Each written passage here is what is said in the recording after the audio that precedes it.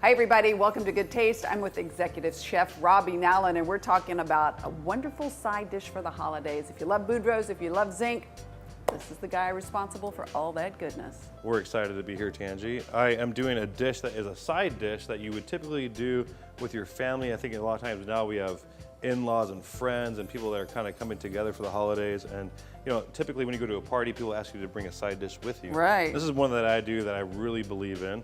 It's very simple. We have applewood smoked bacon.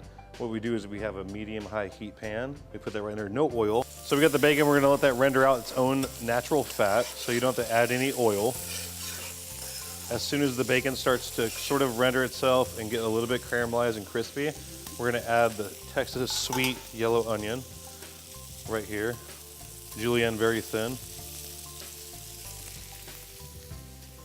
At this point, there's so much liquid inside of an onion, so we're gonna wanna bring up the heat a bit and turn up the flame to sort of reduce Sweat it out? And sweat it out, yes ma'am.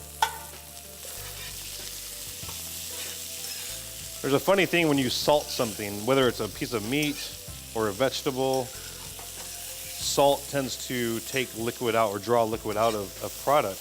And so the idea is to evaporate most of the liquid inside the onion first and then season it. So we're gonna let that reduce it for a bit and then we're gonna put salt and pepper. So we're gonna add a little bit of kosher salt after that liquid or the water, if you will, from the onions has evaporated.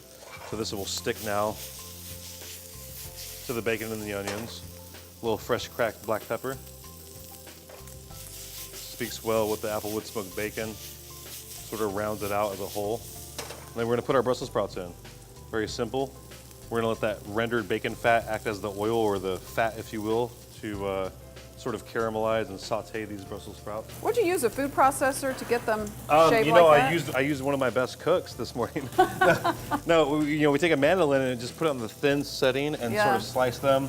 And be careful not to cut your fingers. That's what I'm thinking, yeah. What about my finger? And that's it. And so at this point, we're just gonna let this caramelize. The beautiful thing about Brussels sprouts is they change flavors and complexity as they cook.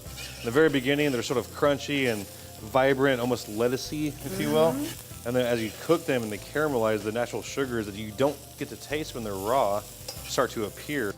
All right, so we're gonna add this Banyuls vinegar, which is a beautiful acid element to the dish. I think salt and acid balance is very important.